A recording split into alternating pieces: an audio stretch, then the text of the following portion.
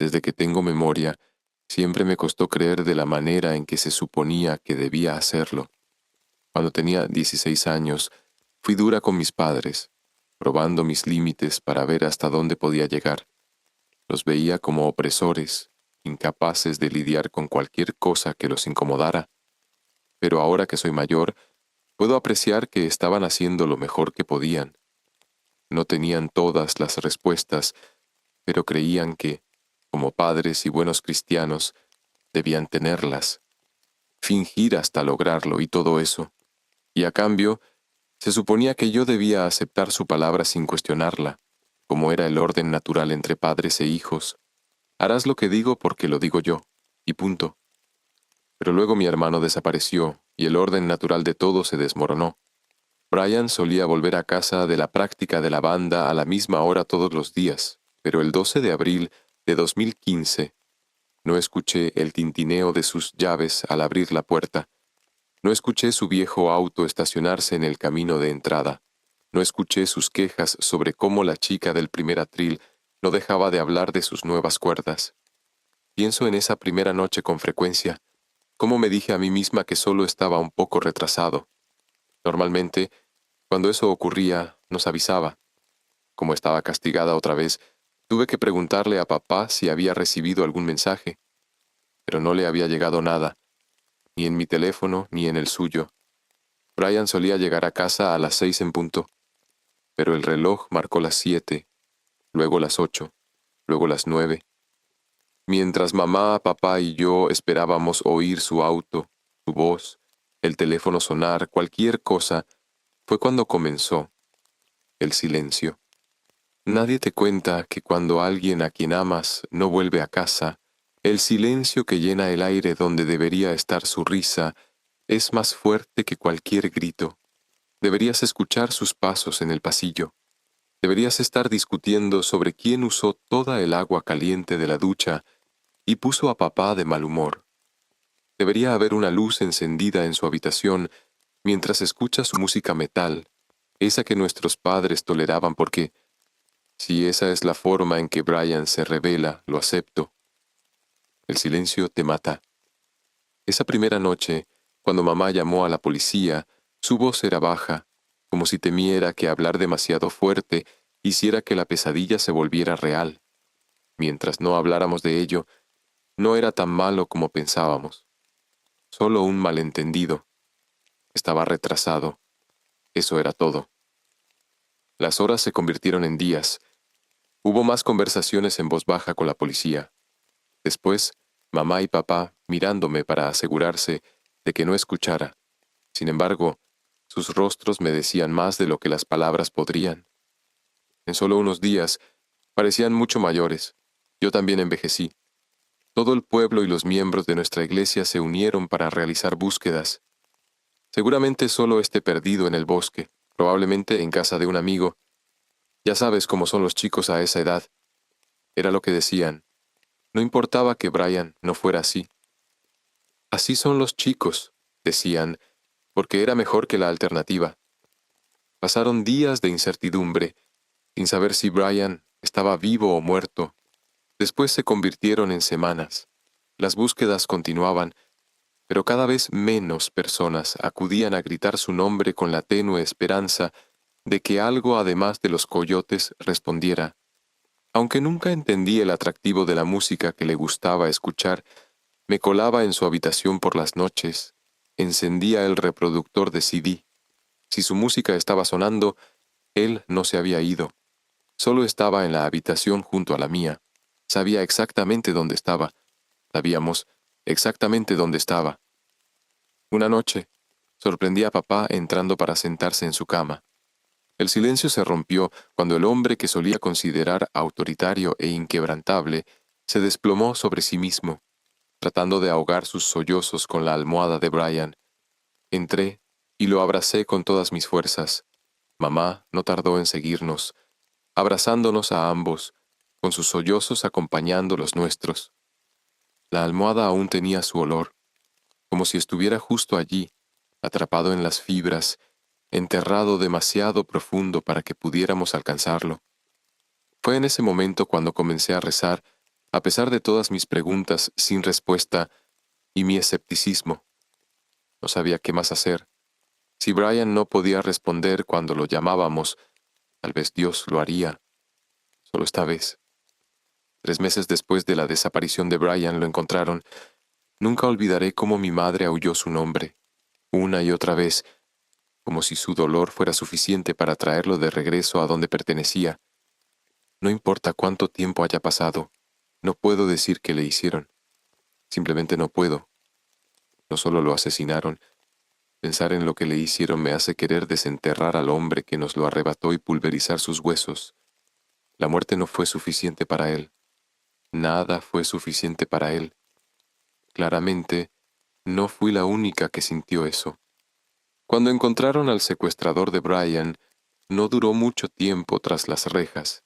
Según se informó, antes de hacerle pagar, uno de los miembros de la turba le dijo: «Si no eres un hombre de fe ahora, lo serás para cuando terminemos contigo». Ahí fue donde surgió el problema. Sí rezó, imploró perdón, no de la turba, ni de mi familia. El reino de Dios está abierto para todos, incluso para los depravados, los crueles, los odiosos, incluso para personas como él. Todo lo que se requiere para que las puertas se abran y sientan el calor de su amor es pedir perdón. Y lo pidió. ¿Pero qué significaba eso para Brian? ¿Cómo podría su alma encontrar descanso si quien lo envió al cielo antes de tiempo estaba allí con él? Esa fue una de las muchas preguntas que me atormentaron. Pero antes de que lo perdiéramos, solo era un experimento mental sin consecuencias reales. ¿Qué pasaría si una víctima hipotética estuviera atrapada en lo que debería ser el paraíso con su asesino hipotético? Solo un problema de palabras, como en la clase de matemáticas. Por el bien de Brian, tenía que saber si eso era cierto, pero no me atrevía a plantear esa pregunta. Mis padres habían pasado por suficiente. Sin compartir esa terrible duda con nadie, recé para que Brian encontrara paz. Y junto con eso, recé por una respuesta, aunque no esperaba recibirla. Sin embargo, la recibí, y no fue de Dios. El día del funeral, me avergüenza admitir que tenía miedo de acercarme al ataúd, aunque estuviera cerrado. Los ojos de papá estaban vacíos mientras sostenía a mi madre, que tenía el rostro enterrado en su pecho desde que llegamos. Si ella no miraba, no era real. De la misma manera, me quedé al final de la alfombra larga que conducía al ataúd, abrumada por el murmullo contenido y la terrible música de órgano que salía de los parlantes crujientes de la iglesia. Traté de decirme que no era él, solo era un cuerpo. No, ni siquiera un cuerpo. Era una figura de cera adentro, moldeada para parecerse a él. Un muñeco, una falsificación. Mejor aún, el ataúd estaba vacío, y todo esto era solo un sueño. Mis mejillas estaban húmedas, mis ojos ardían, las luces doradas de la iglesia se convertían en haces cegadores. No podía respirar. Mis pies habían echado raíces que se hundían hasta el centro de la tierra. No se movían. «Si te olvidas de despedirte, lo lamentarás», me dijo una voz. Era el mismo sacerdote que había conocido desde la infancia. A pesar de lo tierna y gentil que era su voz, no quería aceptar su mano cuando me la ofreció. No quería ir, aunque probablemente tenía razón. Las raíces en mis piernas estaban firmes. Cerré los ojos. Su mano desapareció como si fuera niebla, dejando mi palma húmeda y fría. El silencio pesaba en mis oídos hasta el punto de doler. Cuando abrí los ojos, la iglesia estaba vacía. No había sacerdote, no había mamá ni papá.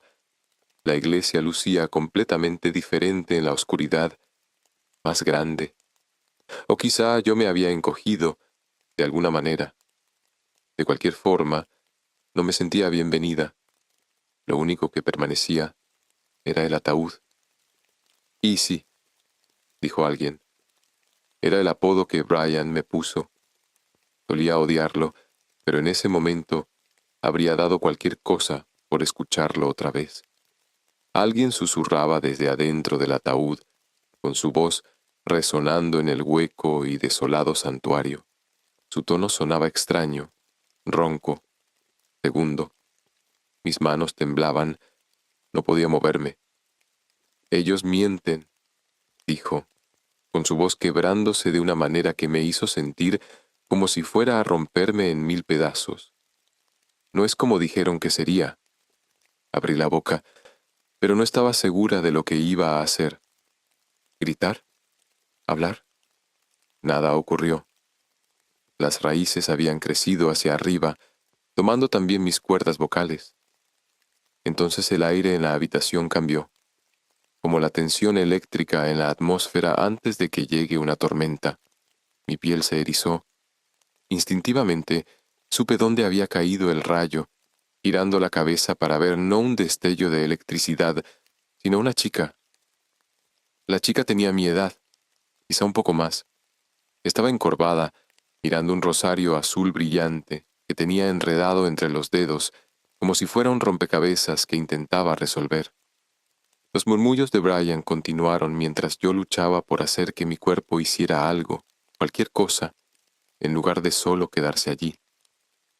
No tenemos mucho tiempo, Isabel, dijo la chica con calma, girando lentamente la cabeza para encontrarse con mi mirada.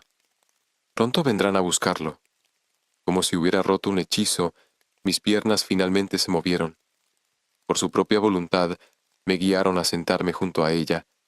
Ella no parpadeó ni se movió mientras me acercaba. Una vez que me deslicé al banco, hablé por primera vez ese día, con una voz rasposa, como si estuviera saliendo de una radio rota. ¿Esto es real? Dejando caer el rosario, que se balanceó en sus dedos largos, la chica extendió con delicadeza la mano y usó el pulgar para secar mis lágrimas. Sus manos estaban húmedas sobre mis mejillas acaloradas, con mi rostro ardiendo por cuanto había llorado. Sin duda se sentía real. Y sí, dijo Brian, sus sollozos eran constantes. Los ojos de la chica eran extraños, miraban a través de mí, dentro de mí, despojándome de piel, músculo y hueso. ¿Quién eres? Pregunté. Ella no parpadeó. Esos ojos peculiares continuaron examinando cada átomo de mi ser mientras decía suavemente: cuando eras una niña pequeña, solías rogarle a tu mamá que dejara la luz del pasillo encendida. Tomabas carrera y saltabas a tu cama, pensando que yo estaba escondida debajo, esperando para atraparte. El corazón me dio un vuelco y empecé a apartarme de ella, sabiendo ahora con quién estaba hablando. La voz de la chica salió en un susurro y dijo: y tenías razón. Tenía que correr, pensé, pero ella permaneció sentada, observándome mientras corría hacia donde debería haber estado la salida. Pero ahora había ladrillos. La puerta había desaparecido. Brian seguía llorando suavemente desde su ataúd. Aunque crecí yendo a esa iglesia, había cambiado, convirtiéndose en una jaula de ladrillos, sin puertas. Las ventanas estaban oscuras, como si el mundo exterior hubiera desaparecido, dejando solo el santuario. La chica esperó pacientemente mientras yo buscaba alguna salida. Cualquier salida. Ella volvió a examinar su rosario, completamente indiferente. Mientras tanto, Brian había comenzado a suplicarme de nuevo: «Está conmigo. Pasa una y otra vez. No puedo escapar. Por favor». ¿Eso responde tu pregunta?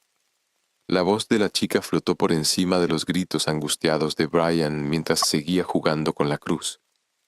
«Sobre cómo es el reino». Las palabras salieron de mi boca sin pensar. «Dios mío». «¿Te ama?», murmuró la chica con un tono distante mientras se levantaba del banco.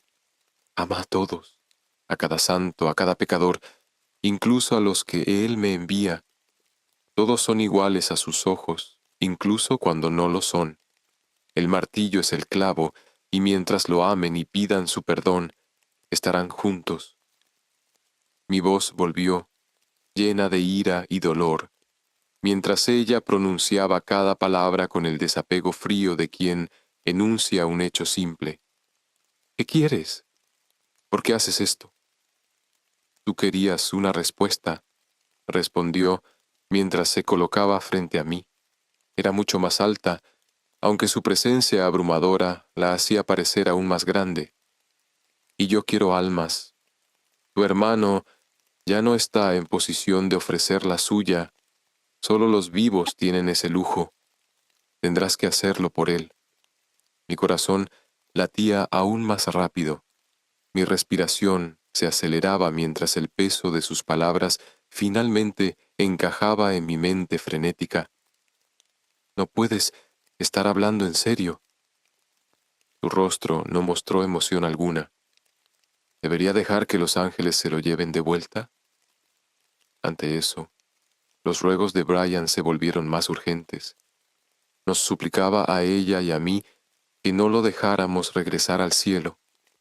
¿A dónde estaba? No podía soportarlo. Cubrí mis ojos con las manos, como si al esconderme pudiera hacer que los últimos 3 meses desaparecieran. Mientras Brian comenzaba a golpear la tapa de su ataúd, la chica habló por encima de él, casi melancólica. No encontrará paraíso ni descanso en el infierno. Ninguno de ustedes lo hará, pero allí hay una especie de libertad, una que Brian no puede alcanzar sin tu ayuda. Incluso ahora, tantos años después, sigo sin entender por qué tuvo que pasar todo esto, no solo a nosotros, sino a cualquiera. Cuando respondí, mi voz sonó como la de otra persona, áspera mientras me costaba más y más respirar. ¿Cómo sé que esto no es un truco? ¿Cómo sé que...? La chica simplemente dijo, «Abre el ataúd». «No», Brian gritó desde dentro de la madera, «no quiero que me veas así». La chica aún no había parpadeado ni sus ojos se habían apartado de mi rostro. «Sabes que estoy diciendo la verdad, Isabel. Para ti, la condenación es tu única salvación, su salvación. Todo este tiempo has sufrido. Sufrirá menos conmigo». «¿Qué ganas con esto?», logré decir, con mi voz entrecortada. «¿Qué podrían significar nuestras almas para ti?». «No mucho. En absoluto esa mano fría apartó un mechón de cabello detrás de mi oreja. Permaneció impasible mientras me apartaba de su toque. Serán meras gotas en el océano, absolutamente indistinguibles del resto. Donde terminas tú y comienzan ellos, no lo recordaré. Pero aún son gotas que él no obtiene. 2 almas bautizadas que le he arrebatado a mi padre». Se detuvo para arrodillarse frente a mí, llevando su mano a mi barbilla. Esta vez no me aparté. La chica sonaba sincera mientras decía, «Nunca te amaré, no como él lo hace, pero su amor te hiere, los hiere a todos. Sabiendo lo que sabes ahora, ¿puedes decir honestamente que su amor es preferible a mi indiferencia?». Por primera vez, encontré algo de valor al aceptar su ayuda, mientras envolvía su mano alrededor de mi antebrazo, ayudándome a ponerme de pie. Una vez erguida, permití que me guiara hacia el ataúd. Mientras tanto, Brian seguía golpeándolo. Se alzaba sobre mí, más como una puerta que como un féretro, una puerta que me aterraba abrir. El diablo entonces repitió el mismo sentimiento que el sacerdote había expresado antes de llevarme aquí. «Si olvidas despedirte, lo lamentarás». Desde el otro lado de la madera, Brian me suplicaba que no lo hiciera. Con duda, apoyé la punta de mis dedos temblorosos contra la tapa. De repente, los golpes cesaron. Desde el otro lado, sentí un suave golpe contra mi palma. En mi mente, vi a Brian poniendo su propia mano contra la mía, separadas solo por la madera. «No lo abras, por favor», susurró, sonando como si algo dentro de él se hubiera roto. Toda mi vida se me había dicho que el diablo busca tentar y atormentar a la humanidad con el pecado. Se me ocurrió que todo esto podía ser un truco. Un demonio haciéndose pasar por mi hermano podía estar dentro de ese ataúd en lugar de él. Sin embargo, también me habían dicho que el diablo sería un hombre y que el cielo era un paraíso. «Necesito verte», susurré con voz ronca. como si perteneciera a otra persona. Necesito saberlo con certeza. En voz baja, pero lo suficiente para que mi visión se nublara con más lágrimas, Brian murmuró: «Duele». Tras tragar saliva y temblar, alcancé la tapa del ataúd. Ojalá todo hubiera sido un truco elaborado después de todo. El embalsamador había hecho lo posible. Usaron puntadas para juntar lo que quedaba de las mejillas de Brian. Cerraron sus ojos, cerraron el agujero en su frente, donde las moscas ya habían empezado a anidar, como si, mientras más hilo usaran, más pudieran borrar la atrocidad que le habían hecho. Como su cuerpo había estado a un lado de un terreno baldío durante semanas, desnudo y sin ser notado, hasta que unos chicos tropezaron con él mientras buscaban un lugar para fumar. Su piel se movía con todos los organismos que ahora vivían en su carne muerta, alimentándose de lo que él había sido, mientras él, en silencio, extendía la mano para volver a cerrar la tapa del ataúd. Me desplomé sobre el banco más cercano mientras las pocas mordidas del desayuno que había logrado comer esa mañana luchaban violentamente por salir de mi boca.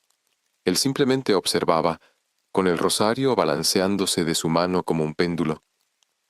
«Por eso no quería que me vieras». Brian sonaba arrepentido. El diablo finalmente volvió a hablar. «Lamento informarte que se te está acabando el tiempo. Necesitas tomar una decisión rápidamente». Tambaleándome mientras mi cuerpo entero temblaba por el recuerdo de las cosas que se retorcían bajo las mejillas hinchadas y manchadas de Brian, me acerqué nuevamente al ataúd. Esto lo afectaba a él más que a nadie. El cielo no podía ser el cielo mientras él estuviera atrapado así. «¿Qué quieres, Brian?», le pregunté. «Por favor, no me hagas volver».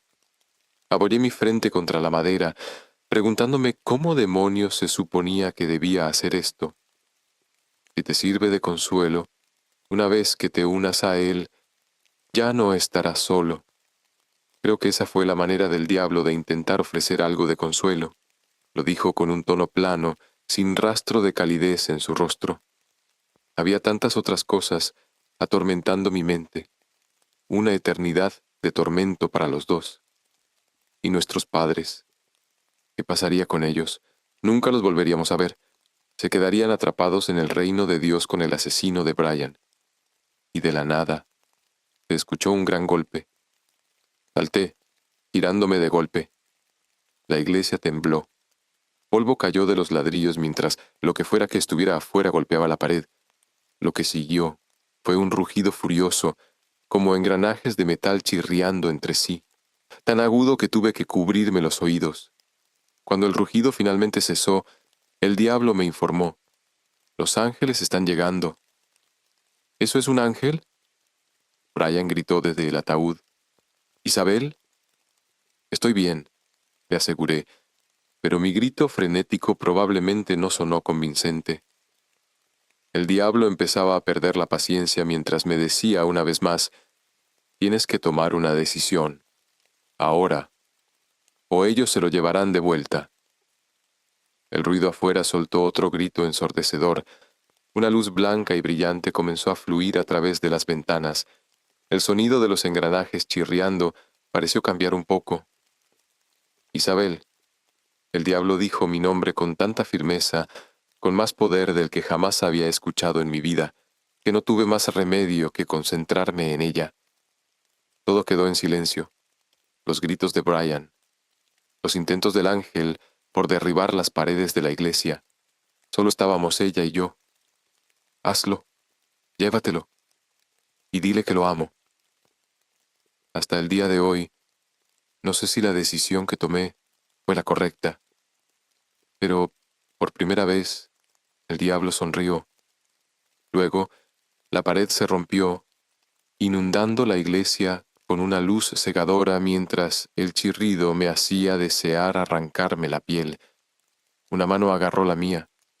Con un grito, la aparté y me tambaleé hacia atrás, incapaz de mantenerme de pie mientras me alejaba desesperadamente.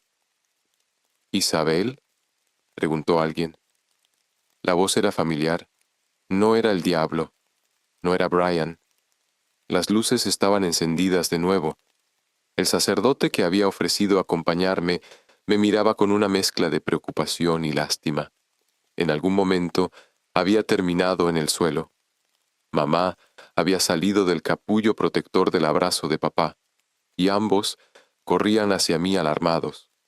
La iglesia se había quedado en silencio mientras todos los que habían venido a rendirle homenaje a Brian me observaban con una mezcla de asombro y compasión.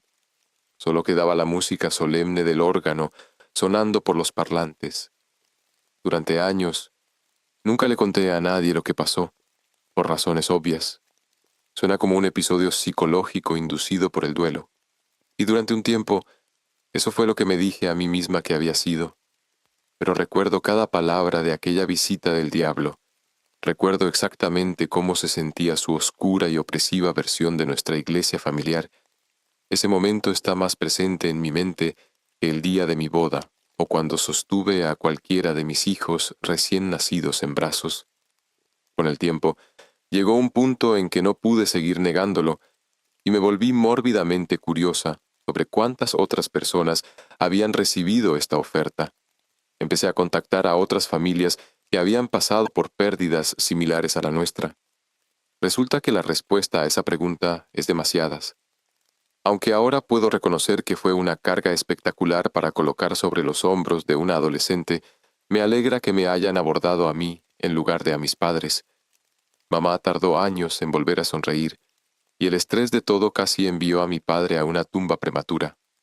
Por terrible que suene, no puedo reunir el valor para contarles a ninguno de los dos sobre el trato. Sé que está mal ocultarles algo así, pero se consuelan con la idea de reunirse con Brian en el cielo algún día. ¿Cómo puedes mirar a tus padres a los ojos y decirles que volviste a quitarles a su hijo? La culpa es lo más difícil de soportar. Aunque sé que era mejor que enviar a Brian de vuelta a donde estaba su torturador por toda la eternidad, sigo cuestionándome si hice lo correcto.